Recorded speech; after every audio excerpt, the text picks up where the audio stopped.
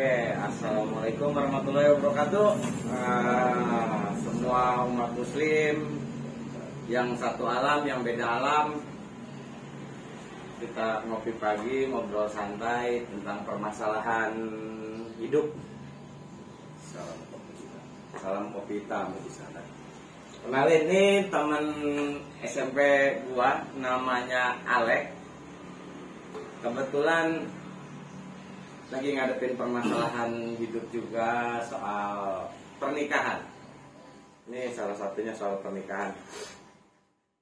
Jadi beliau pernah gagal, sekarang mau menata ya kehidupan baru dengan calon yang baru.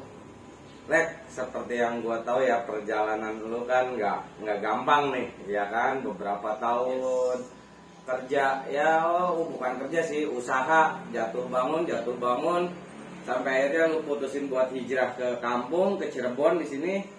Nah, solusi merubahnya itu dari keterpurukan sampai saat ini mampu bertahan, mungkin lebih baik ya, seperti apa sekarang? Intinya kalau kita mau bangkit dari keterpurukan, biar keras bang, dalam situasi apapun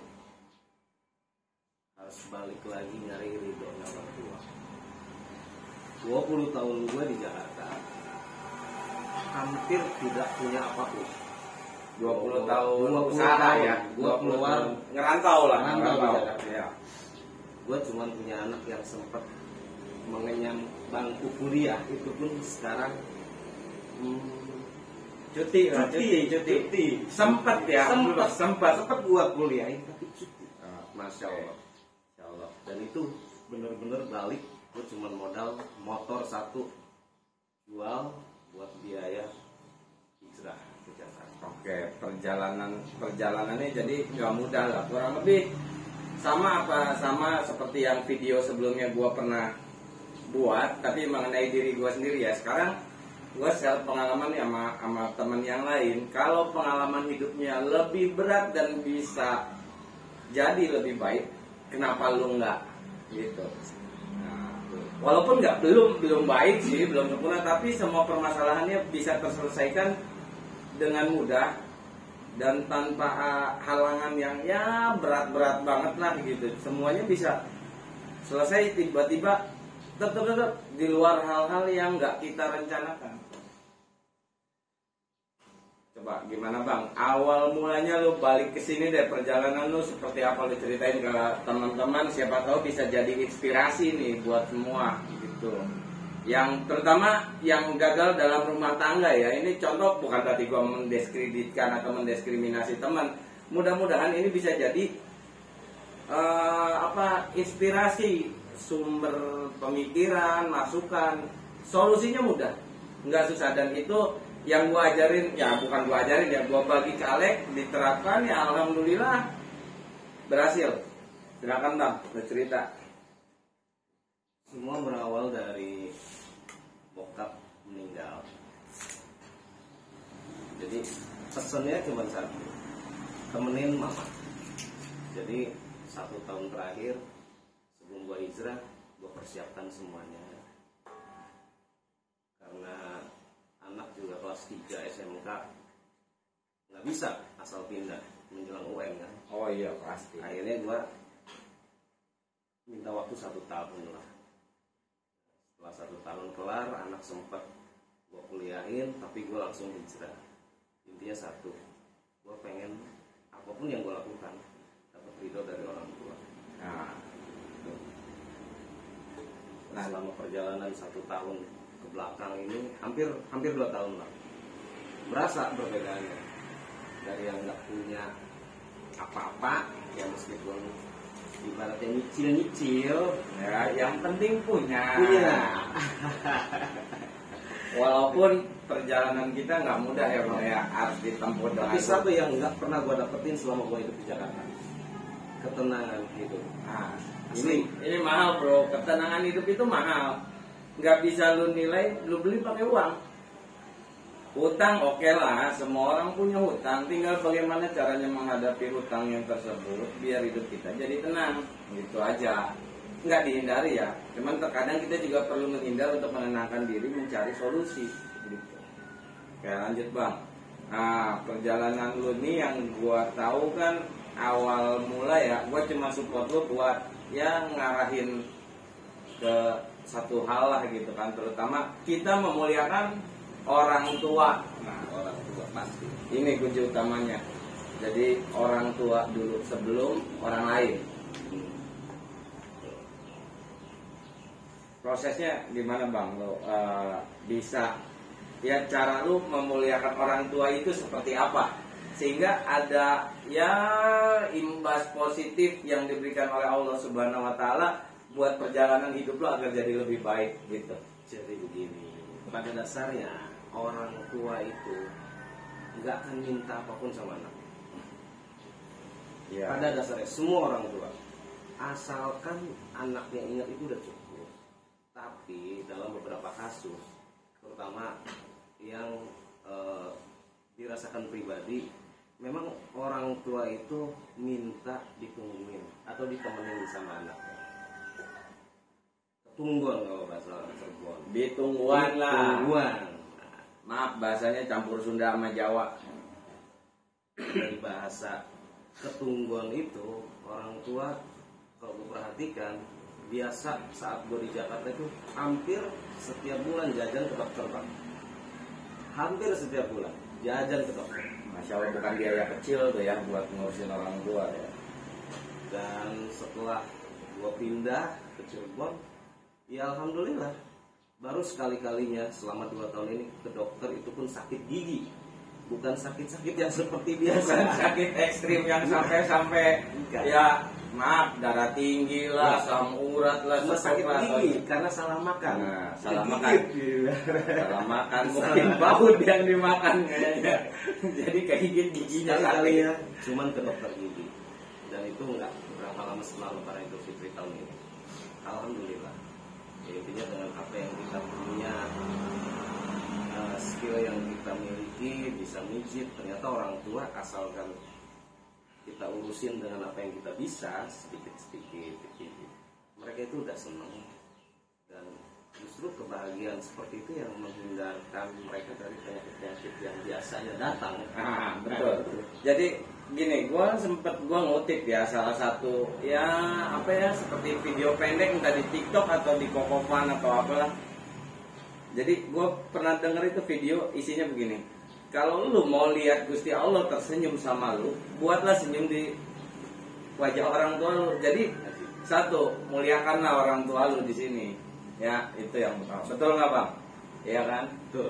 Gue cuma suggest ke dia, gimana caranya lu muliain orang tua. Udah, gitu aja. Tapi yang dilakukan Alek ini ternyata lebih luar biasa dari yang gue lakukan. Gitu. Jadi ya perjalanannya boleh dibilang perjalanan spiritualnya untuk memuliakan orang tua lebih ekstrim dari itu. Contoh apa aja bang yang pernah lu kerja, yang lu pernah lu lakukan hal mulia buat orang tua lah. Apa aja? Yang paling pertama dulu waktu lu lakukan buat merubah hubungan lu dengan orang tua itu apa? Terutama ibu ya. Ya, betul. Ibu pada saat pada saat gue nggak datang ke Cirebon, cuman minta dalam jangka waktu 1 tahun kamu harus bisa ngejar lo makan bapak kamu. Dan saya iyakan, insya Allah saya bisa. Dan tepat setahun kemarin itu alhamdulillah pelaksana. Ya dengan cara mungkin memang sudah skenario yang di atas, ada beberapa teman yang bantu. Ya intinya bisa dikabul apa yang orang tua inginkan. Nah, jadi konsep utamanya kita muliakan orang tua. Mungkin gue ceritain ya, gue tahu soalnya ya. Satu contoh yang pernah lo lakuin kalau nggak salah, cuci kaki orang tua. Itu paling biasa bro, luar biasa. Itu kunci rezeki lu, kunci permasalahan lu itu ada di orang tua. Karena apa? Dosa lu dari dalam perut sampai lahir sampai sekarang lu masih nyusahin orang tua. Oke? Paling gampang yang gue sempet share ke Alek itu, cucilah kaki orang tua lu. kata pepatah Sunda itu pernah bilang gini, bapak tangkal darajat, indung tunggul rahayu. Kalau muji ngejar dunia, puja yang jadi bapak, ngejar surga, puja yang jadi ibu. Jadi permasalahan hidup lu sebenarnya udah ada kuncinya ini. Lu mau ngejar dunia lu, sembah yang jadi bapak, sembah Gusti Allah. Kemudian kalau lu mau ngejar surga, biar dapat dunianya juga, muliain kedua orang tua lu, terutama ibu lu. Nah, gitu caranya. Sederhana banget. Jadi permasalahan hidup lu bisa diselesaikan dari langkah awal dulu. Lu minta maaf ke orang tua. Betul nggak, Bang? Betul. Nah, ini gua nggak rekayasa. Dan ini gua lakukan sendiri. Alek pun melakukan. Ya alhamdulillah, masya Allah. Semua mungkin tadinya gitu ya, logikanya gitu kan, lagi kita punya dosa ke orang tua mah kita doa ke malaikat, doa ke Gusti Allah juga kata Gusti Allahnya, lu aja masih punya dosa ke orang tua, gimana gua mengabulkan, memudahkan permasalahan lu, urusan lu gitu kan. Ini dakwah juga sedikit walaupun agak ngaco gitu ya, karena gua konteksnya bukan kiai, bukan ustadz, tapi logic thinker aja sesuai logika gitu. Jadi Alek lakukan prosesi itu. Kemudian satu hal lagi, ada hal sederhana lagi yang kita bisa pahami pakai logika. Lu boleh kaya, hidup lu banyak duit ya, anggaplah lu banyak duit, orang tua lu di kampung, tiap bulan lu transfer duit ke orang tua lu. Terkadang orang tua lu itu terbesit, gua nggak butuh duit lu, gua nggak butuh uang lu, gua nggak butuh hadiah lu, tapi gua butuh lu hadir di depan gua. Nah, konteks hadir ini yang gua rubah lagi, artinya gua dapat formula dari ya salah seorang yang nuntun gua di jalan agama gitu. Jadi dilogikakan aja. Misal salah satu orang tua lu udah meninggal, maaf nih ya kalau ada yang kesinggung atau kena ke hati sih, mudah-mudahan sih kena. Tiba-tiba lu pengen menghadiahkan amal pahala buat mereka, atau contohnya doa buat mereka. Lu ngirimin Al-Fatihah, ngirim doa buat orang tua, berwakaf misalnya atas nama orang tua, bersedekah atas nama orang tua almarhum ya, yang notabene yang udah almarhum ya. Ini akan sulit. Akan sulitnya karena apa? Walaupun amalnya mungkin, ini gua yang nggak tahu soal agama ya, maaf deh. Cuman logika gua sih, logikanya kalau ditransfer mah pasti nyampe gitu. Jadi lu kirim hal-hal baik seperti itu melalui jalannya Gusti Allah Subhanahu wa taala gitu kan ya. Tapi terkadang almarhumah ini sesekali pengen lu tuh pada datang ke ziarah ke makamnya. Kadang-kadang mereka nggak butuh duit tuh. Karena apa? Udah meninggal, bro. Masa ya duit lu masukin ke dalam kuburan, kan nggak lucu gitu. Jadi doa lu yang datang gitu. Jadi selama mereka di dalam kubur mungkin lagi mengalami azab atau siksa atau apa. Saat lu berdoa, siksa mereka diringankan atau dihentikan atau apalah bahasanya, gua nggak ngerti, tapi mudah-mudahan itu ada di runutan-runutan referensi dari kiai-kiai atau ustadz-ustadz atau ulama-ulama yang lain gitu. Saat lu kirim doa, kirim Fatihah, tiba-tiba siksa kuburnya terhenti atau apa terhenti, ada waktu buat mereka mendoakan lu. Tapi mereka juga pengen kehadiran lu datang nih ke kuburan, ziarah, bersihkan makamnya, berdoa. Jangan minta ke kuburannya, salah. Minta tetap ke Gusti Allah, tapi melalui wasilah kekuatannya orang tua kita. Karena dosa terbesar itu ada di orang tua. Bahkan gua sendiri waktu minta maaf itu sempat begini, Ma,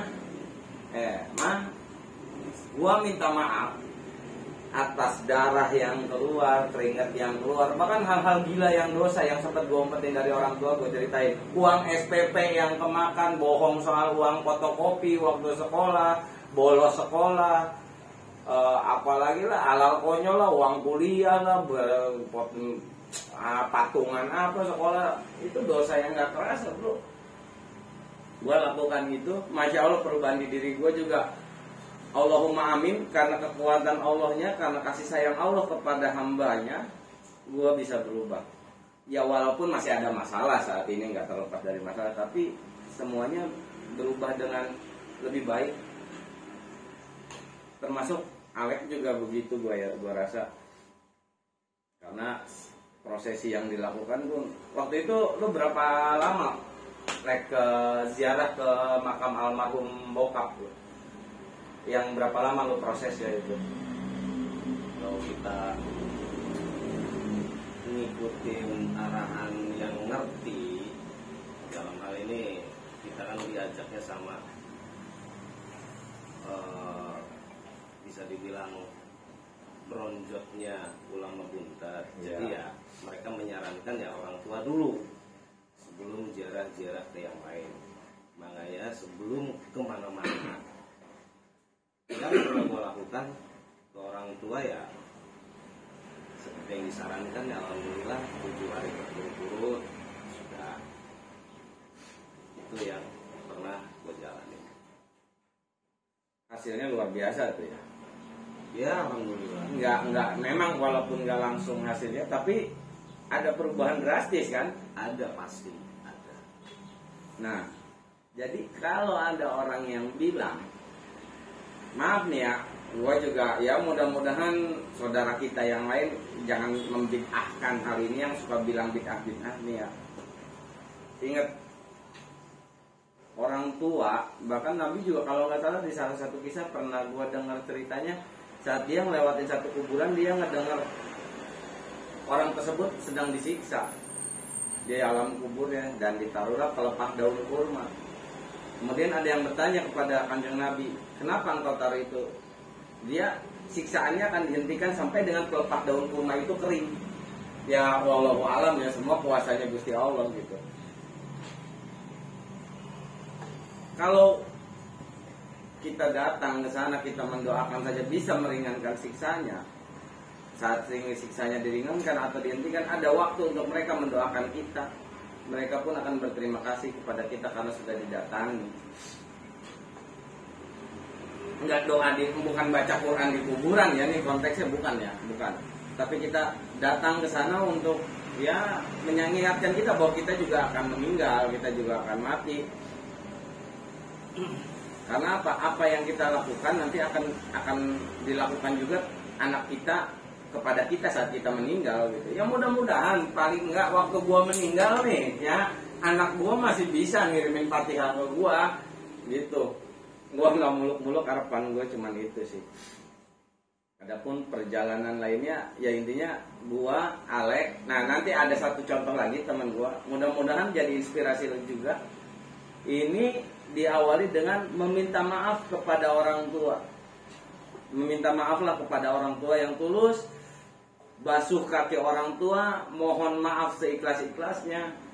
Jika sampai orang tua lu menitikkan air mata saat lu memohon maaf dan keluar ucapan dari mulutnya, dimaafkan nak semua kesalahanmu. Masya Allah, luar biasa. Mudah-mudahan semua pintu rezeki yang tertutup karena dosa orang tua akan dibukakan. Ya nggak instan ya, nggak instan gitu. Habis selesai minta maaf duit langsung jatuh mah. Gue tiap hari minta maaf orang tua kali. Dan jangan pernah berharap hari ini doa langsung dikabulkan, karena apa, semua butuh prosesnya. Terkadang kita harus ngalamin namanya sakit buat ngebersihin dosa. Mungkin kita harus ngalamin sebuah ujian untuk membersihkan dosa juga, dites juga. Kuncinya satu aja, lu mesti yakin semua gembok itu ada kuncinya, semua permasalahan ada jalannya. Jadi nggak mungkin Gusti Allah memberi cobaan atau permasalahan pada hidup kita itu tanpa ada kebaikan sesudahnya atau di dalamnya, gitu aja. Jadi ya mudah-mudahan ini bisa jadi motivasi juga. Sorry sambil ngerokok, ruangannya masih begini. Mudah-mudahan dengan support lu semua, gua bisa bangun ruangan studio yang lebih baik nih. Jadi lu semua bisa nyaman nonton gua dengan alat yang memadai. Nah, ya perjalanan intinya sekarang sesi memperbaiki diri, membuka jalan rezeki itu salah satu kuncinya dari orang tua, yang sudah almarhum atau masih hidup. Kita minta maaf ke mereka. Setulus-tulusnya kita minta maaf atas semua dosa dan kesalahan yang pernah kita perbuat. Jadi kalau lu ngerasa hidup lu gak pernah punya dosa ke orang tua, nah harusnya jalan hidup lu lebih bagus dari gua semua. Tapi kalau lu ngerasa hidup lu banyak masalah, beresin dulu urusan lu sama orang tua sebelum dengan orang lain. Gitu. Kelek, ada pesan apa lu buat teman-teman semua nih? Mau yang bisa jadi ya benar-benar semangat buat semua. Intinya kalau urusan kita dengan orang tua udah baik, kita tinggal ngelakuin apapun yang mau kita lakukan Dalam konteks hal baik ya, hal-hal yang baik dan positif. Terutama silaturahmi. Nah, Itu. balik lagi, silaturahmi ini memanjangkan rezeki. Contoh, pagi ini Alex silaturahmi ke gue, panjang rezekinya dapat kopi. Pasti. Ingat, rezeki itu yang mutlak, yang kita pakai di badan, yang kita nikmati di badan, yang kita makan, yang kita tempati, itu rezeki mutlak. Kalau rezeki lu masih bentuk duit, ada rezekinya tukang rokok, rezekinya tukang kopi, rezekinya tukang bensin. Jadi jangan beranggapan uang itu rezeki lu. Bukan. Jadi kalau lu udah nganggap uang itu sebagai rezeki, berarti napas lu, mata lu, semua yang ada di badan lu bukan rezeki. Itu udah kufur nikmat. Contoh sederhana ya. Jadi nikmati prosesnya. Jangan lupa bersyukur. Jangan lupa bersyukur. Karena apa? Bukan berlebih di dunia yang membuat kita bersyukur, tapi dengan banyak bersyukurlah kita merasa berlebih. Oke, terima kasih. Jangan lupa subscribe channel gua ya, di-share, semoga manfaat buat lu semua. Terima kasih banyak. Assalamualaikum warahmatullahi wabarakatuh. Salam kopi hitam.